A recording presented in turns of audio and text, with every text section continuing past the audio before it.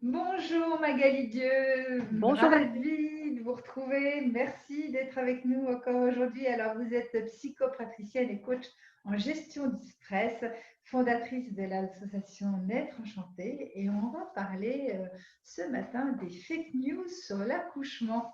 absolument.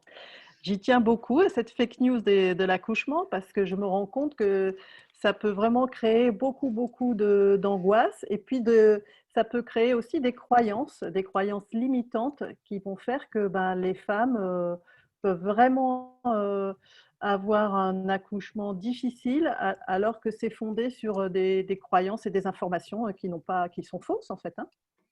Alors, on sait tout, hein, quand on est enceinte, tout le monde se fait, pas gynécologue, mais nous dit, oh ben, tu vas voir, c'est comme ci, c'est comme ça, ton ventre est de telle manière, tu vas avoir un garçon, tu vas avoir une fille, on entend tout en fait.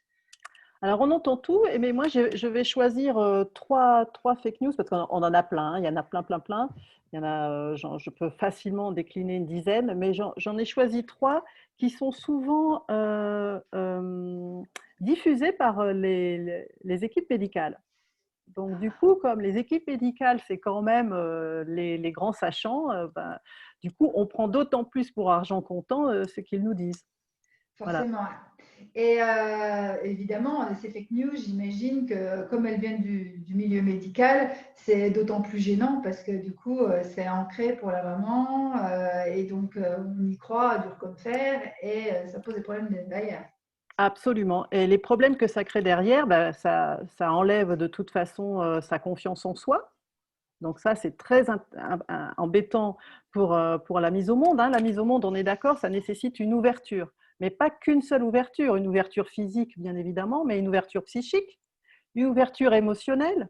Parce que si on est crispé, bon, crispé, c'est au niveau du corps. Mais si émotionnellement, on est dans la peur, ben, forcément qu'on ne va pas être dans l'ouverture, on retient. Et puis, dans une ouverture relationnelle aussi. Et des fois, ben, soit tout le monde nous parle, soit personne nous parle. Enfin, c'est difficile. Et puis, il y a pas la posture idéale parce que ça dépend tellement des couples, ça dépend tellement de la maman et ça dépend tellement de la maman au moment où elle est en salle de naissance. Donc, c'est vraiment, il y a pas une recette. Voilà. Par contre, ce qu'on peut faire, c'est vraiment accompagner le couple, l'entraîner à toutes les éventualités. Moi, je suis une ancienne sportive de haut niveau, donc mon travail pour la naissance, c'est de vraiment accompagner les parents dans tout ce qui pourrait vraiment les contrarier et on travaille là-dessus. Et, euh, et donc, ce qui m'embête, c'est que quand une femme est dans la peur ou dans une croyance qui la maintient dans une fragilité, d'accord, c'est qu'on a trois réactions. Soit elle va surréagir et elle va basculer sur la volonté. Bon, alors, par exemple, une des fake news, c'est que l'accouchement réussi, c'est un accouchement court. D'où ça sort, Bon, ça? Court, ça veut dire en 4 heures. Ah, madame, vous avez bien réussi votre accouchement. En 4 heures, ça a été fini. est-ce Et que c'est pas par rapport à la souffrance, l'effort physique de l'accouchement où on pense que moins on a fourni d'efforts, plus ça a été facile entre guillemets? oui, sans doute. Je pense aussi que qu'on est vraiment dans une société de la performance et de la rapidité. Tout doit être fait. Tout ce qui est rapide, ça veut dire qu'on a été efficace. Alors que dans l'accouchement, c'est vraiment le contraire. C'est-à-dire qu'au plus le corps prend le temps de s'ouvrir, sur des organes, voilà. Le col, par exemple, pendant des années, il a l'injonction de soutenir tous les organes transversaux. Donc là, pour la première fois, deux, trois fois dans notre vie, si on a 3 enfants, ce col va vraiment se lubrifier et puis s'ouvrir très. Et au plus il prend son temps, au plus il va se remettre rapidement. Et très souvent, on n'a même pas besoin de rééducation du périnée parce qu'on lui a laissé son temps. Et ce col, il est d'une humilité formidable parce qu'on dit même qu'il va jusqu'à s'effacer. Donc vraiment, il est d'une grande humilité ce col. Donc si on accompagne le corps dans son temps et non pas et qu'on n'essaie pas d'aller plus rapidement que la musique, eh ben c'est très respectueux et du corps de la femme et de son psychique. Donc Donc, il y a des femmes qui vont, par rapport à ça, qui vont réagir dans une ultra grande volonté. Donc, bah non, je veux absolument que ça soit court. Donc, elle essaie de faire plein de choses pour que ça soit rapide. La volonté n'est pas une énergie euh, qui est propice à l'accouchement. La volonté, c'est une énergie, si on va parler d'énergie, c'est le plus simple pour comprendre, c'est une énergie fermée. Je veux, je veux, je veux, et donc ça n'est pas propice à l'ouverture. Une autre réaction possible, c'est que la femme se dit, elle subit la croyance, elle subit la fake news et elle est victime. Ah bon, ben alors, pourquoi moi, c'est comme ça, oh là là, c'est pas de bol. Et du coup, ça non plus, ce n'est pas une posture qui va favoriser un accouchement simple et joyeux, hein, parce que c'est quand même… J'ai pas été capable de faire l'accouchement en tant de temps, donc voilà, j'ai pas été capable, quoi. Voilà, voilà, j'ai pas été capable, j'ai pas les compétences. Voilà. Et puis sinon, il y a la femme, avant de mettre au monde, qui, elle, va, par rapport à toutes ces fake news, ben, elle va s'isoler et elle dit, bon, ben, on verra bien. C'est-à-dire elle va être prise dans les feux de ses croyances et puis elle va complètement s'immobiliser, alors qu'en fait, un accouchement réussi aujourd'hui, c'est un accouchement qui s'anticipe et qui nécessite de l'entraînement. De l'entraînement pour vraiment être sûr que dans les endroits où on a de l'appréhension, on sait ce qu'on va faire. On sait ce qu'on va faire avec son conjoint, toute seule, et on sait comment on va l'appréhender. Et là, du coup, la confiance en soi, elle est vraiment renforcée et on peut arriver sereine à l'accouchement. Quelque part, anticiper l'accouchement, ça permet de baliser ce qui peut se passer et laisser le champ libre à ses émotions, à vivre l'instant pour justement vivre tout ce qui se passe et laisser le temps au temps d'accepter justement tout ce qui se passe et de le vivre pleinement. Absolument, Valérie, c'est exactement ça. C'est-à-dire qu'au plus vous préparez, que ça soit un examen, que ça soit… le plus simple, c'est vraiment un exemple qui vient de mon premier métier. Moi, j'étais comédienne. Quand on est comédienne, on nous donne un texte et pendant un mois, 2 mois, on va le travailler. On va le travailler toute seule, on va travailler la diction, on va travailler la respiration, on va travailler avec les acteurs, on va se répondre. Et une fois qu'on a mal axé toute la matière, tout ça, tout ce qu'on a envisagé, tout le parcours émotionnel, eh ben, à un moment donné, il va y avoir la première, donc on pourrait dire que ça va être la naissance, et on oublie tout. On oublie tout ce qu'on a travaillé techniquement, tous les entraînements qu'on a mis en place pour n'être que dans l'instant. Et du coup, c'est là où l'accouchement peut être une chose merveilleuse, même en césarienne, même avec une péridurale, parce qu'on est complètement connecté à ce qui se passe et on n'est plus en train de se poser des questions. Oh là là, mais qu'est-ce que je fais? On me dit ça, là là, oh là là. On est dans sa bulle, on est en lien avec le bébé, on est en lien avec son corps et on est en lien avec la voie affective qui est le compagnon ou le coparent. Et là, vous vivez vraiment quelque chose de merveilleux. Mais pour cela, il faut quand même désamorcer quelques fake news. Et donc là, voilà, moi, j'en ai trois. Alors la deuxième, c'est un accouchement est violent. Alors ça, c'est les médecins. Beaucoup, moi, j'ai fait beaucoup de colloques dans les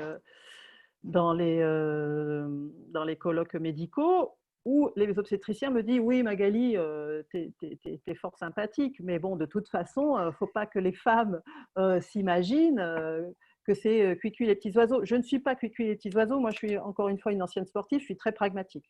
Mais un accouchement n'est pas violent, vraiment pas. Un accouchement est puissant, ça n'a rien à voir. Un accouchement puissant, alors c'est un peu compliqué à expliquer, c'est-à-dire qu'on n'a pas beaucoup d'exemples dans notre vie ou d'opportunités dans notre vie où on peut toucher notre puissance. La puissance, elle se, elle se rapporte au dépassement de soi.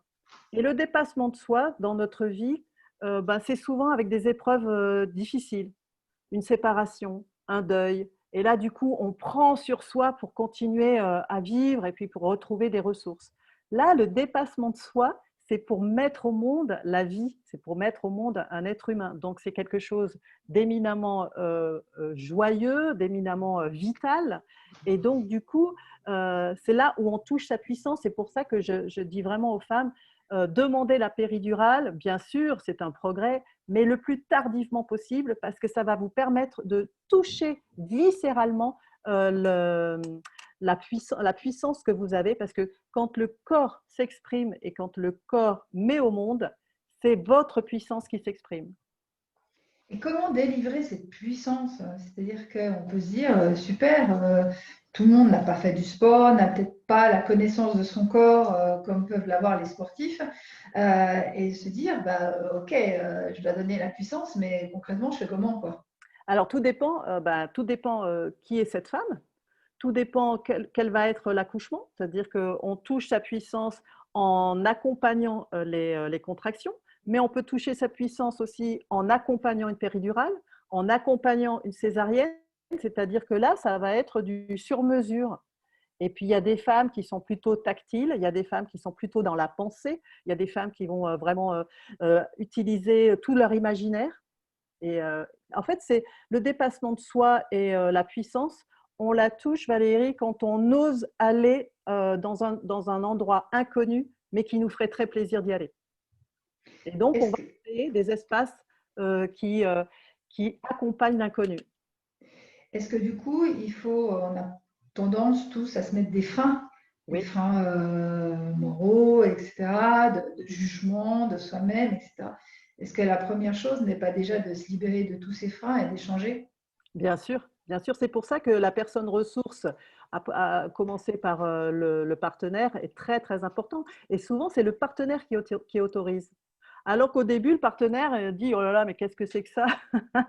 Mais en fait, aujourd'hui, les partenaires, ils sont vraiment très preneurs de cette approche, hein, de cette approche où on va magnifier la mise au monde pour faire un passage initiatique. Pour en faire un passage initiatique. À quoi sert un passage initiatique dans la naissance?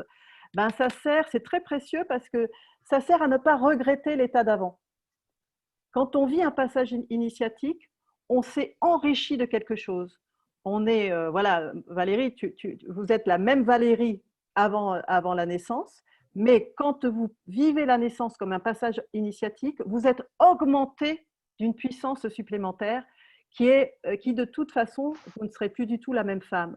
Alors souvent, les femmes me disent: «Oui, mais bon, moi, j'ai vraiment déjà la sensation d'être plus du tout la même femme.» Et je lui dis: «Mais est-ce que c'est joyeux pour vous? Est-ce que ça vous a augmenté l'estime de vous-même?» «Ah non, ça m'a plutôt diminué.» Et là, c'est pas le cas. Là, ça vous augmente ça augmente votre fierté, ça augmente votre estime de vous-même et c'est ce qui fait que ben, ce passage devient éminemment le plus beau souvenir de votre vie, quoi. Dans l'entretien qu'on a eu avec Boris Cyrulnik, que je conseille à tout le monde à regarder en replay, il nous expliquait que chaque femme devenait une mère différente en fonction du regard porté par le père.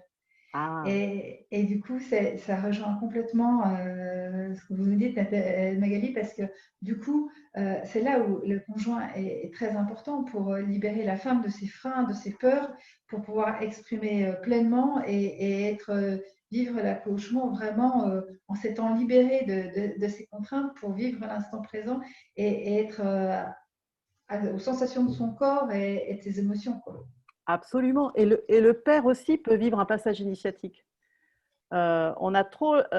Une autre fake news, c'est que dans les milieux un peu, je dirais, bobos, c'est que le passage initiatique de la naissance, il n'y a que la mère qui le vit. Maintenant, le père aussi le vit. C'est-à-dire, tout dépend ce qu'il décide, de quelle façon il va accompagner la femme. Il peut l'accompagner de manière en restant très, je dirais, pas très engagé, voilà. Et puis tout d'un coup, il peut vraiment utiliser tous les outils qu'il a vus pendant l'entraînement et être complètement coacteur. Mais ça fait un changement colossal pour lui, colossal dans sa parentalité. Et tout d'un coup, c'est un couple qui co-met au monde ensemble un enfant, avec l'équipe médicale comme partenaire. Ça n'a rien à voir. On avait parlé des teams hier et de savoir créer sa team autour de soi, puisque voilà, il faut être accompagné bien savoir s'entourer. Une autre fake news? Alors, la troisième fake news, qu'est-ce que je vous avais proposé? Parce que comme La femme qui attend un enfant est fragile. Ah voilà. Alors ça aussi, c'est pas possible pour moi. La femme qui attend un enfant, la femme qui met au monde, elle n'est pas du tout fragile, elle est vulnérable. Ça n'a rien à voir en termes d'énergie. Fragile, ça veut dire que c'est une pauvre petite chose et on va souvent l'infantiliser et elle a besoin d'aide. Eh bien non, pas du tout. La femme est vulnérable, c'est-à-dire qu'effectivement, il peut y avoir des phrases qu'elle entend qui font stopper. Une phrase peut stopper la mise au monde, hein, parce que tout d'un coup, ça l'a déstabilisée et puis tout s'enchaîne très, très, très vite dans son cerveau. Elle peut avoir vraiment des réactions de survie où elle bloque tout, hein. On s'en est aperçu avec les femmes qui mettaient au monde dans des pays en guerre. Tout ça, tout ce que j'avance, hein, ça a vraiment été plus étudié, évalué. Mais la femme, elle est vraiment dans sa vulnérabilité, donc elle a besoin de soutien. Ça, c'est autre chose. C'est-à-dire, ça veut dire quoi? C'est quoi la différence entre elle a besoin d'aide et elle a besoin de soutien? Elle a besoin d'aide, pour moi, c'est vraiment, allez, on la tire et puis vraiment, on essaie de, bah, d'en faire une personne qui est forte. Voilà, c'est quelqu'un qui est fragile, il lui manque, elle n'a pas toutes les compétences. Quelqu'un qui est vulnérable, elle a toutes les compétences, elle a besoin de soutien, donc elle est le premier rôle, elle est au devant de la scène, c'est elle qui met au monde.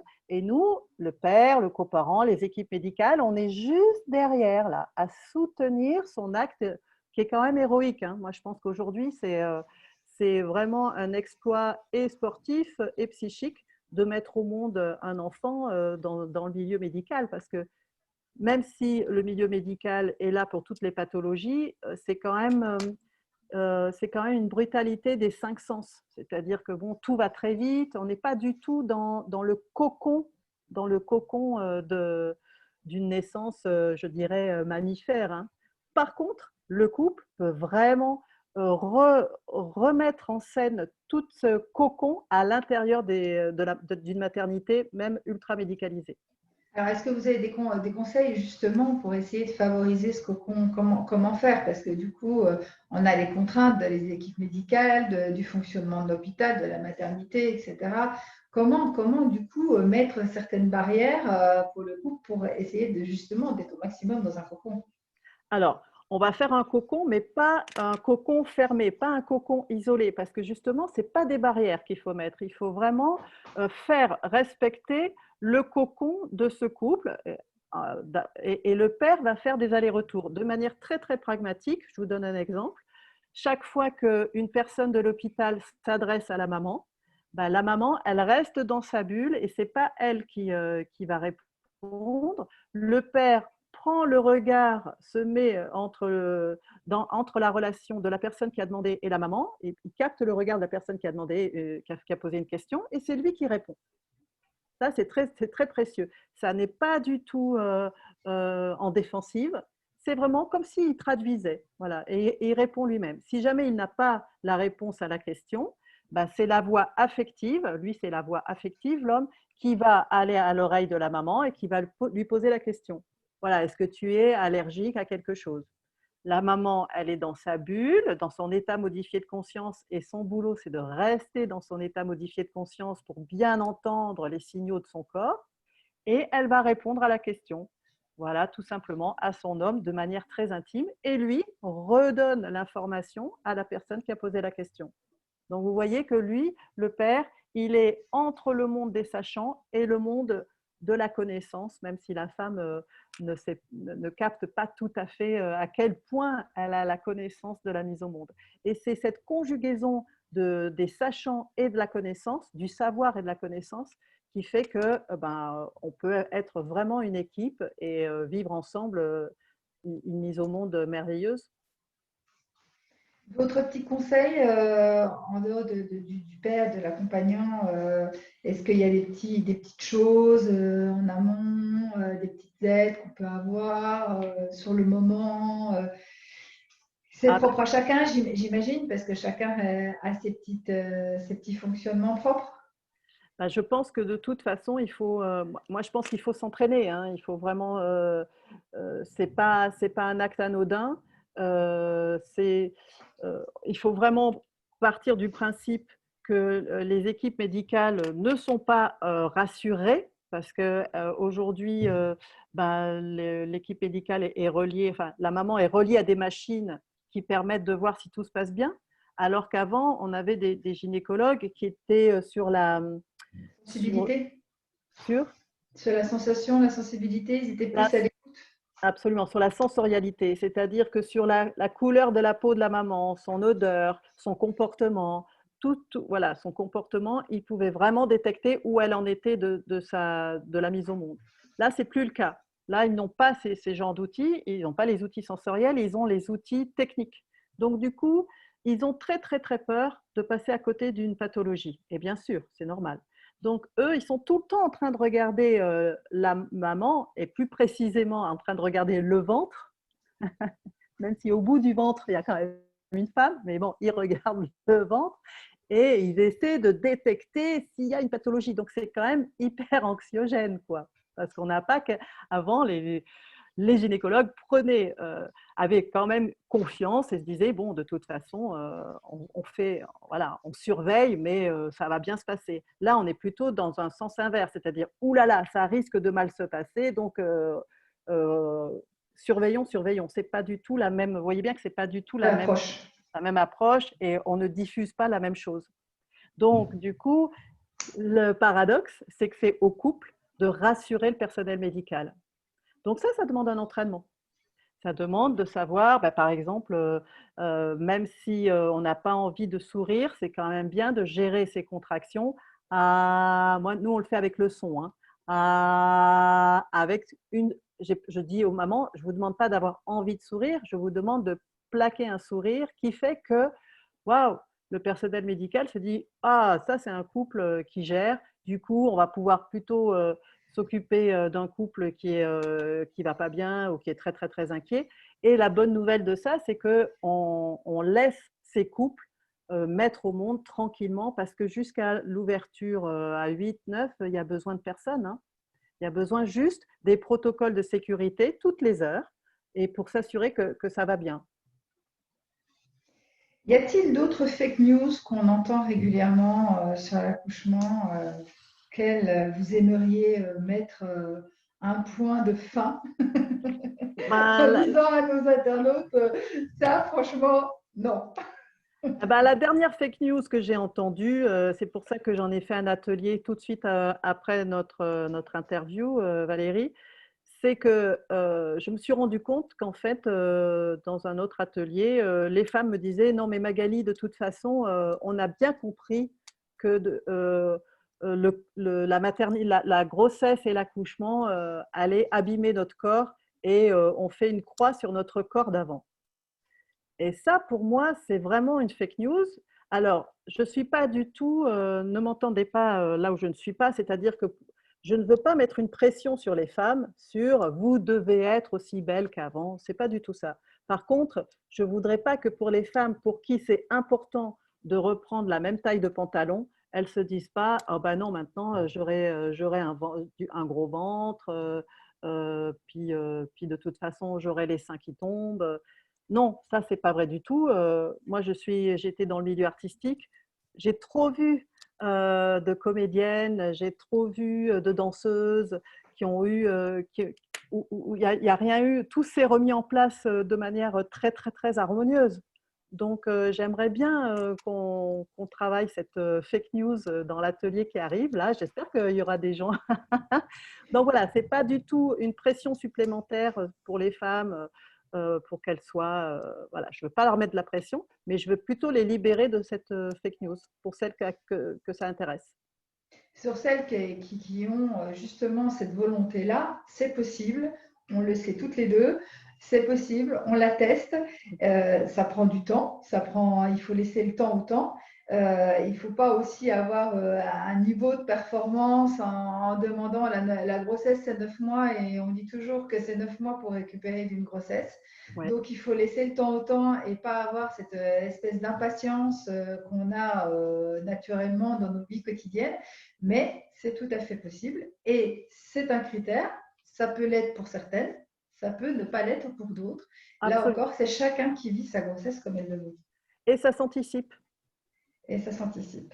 comment détecter toutes ces fake news là? Parce que du coup, on se fait, on est avec les réseaux sociaux, évidemment, ça démultiplie les fake news, même si de toute façon, de manière générale, lorsqu'une femme est enceinte, tout le monde se permet de dire tout et n'importe quoi en fonction de ses expériences personnelles. Comment on détecte tout ça et comment on arrive à faire le filtre? Alors, déjà, moi, je pense qu'il faut vraiment regarder si une information nous dérange. Est-ce qu'une information nous porte ou nous diminue?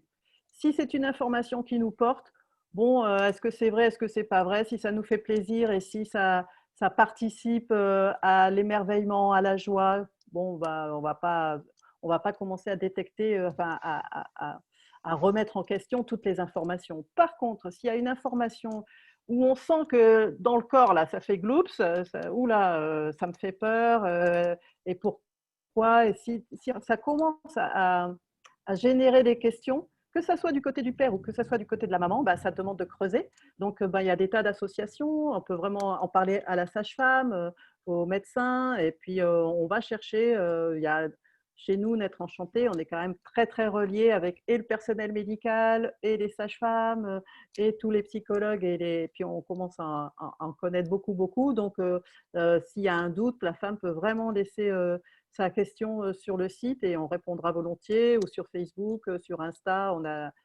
Naître Enchanté est un peu représenté sur tous les réseaux.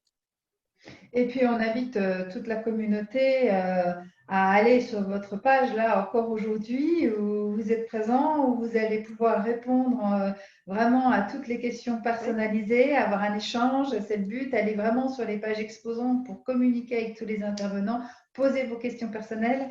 Il y a le moule général qu'on présente lors de ces interventions, mais vous pouvez avoir vraiment des échanges très personnalisés sur les pages des exposants.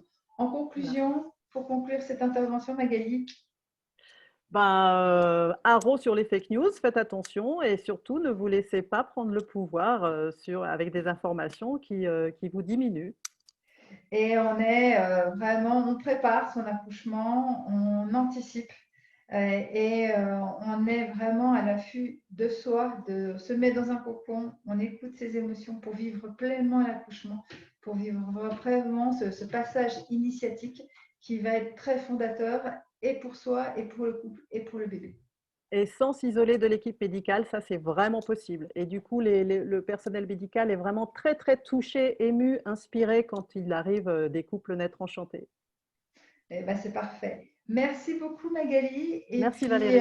on vous donne tous rendez-vous sur la page Naître Enchanté. J'y vais tout de suite. Au revoir. Au revoir.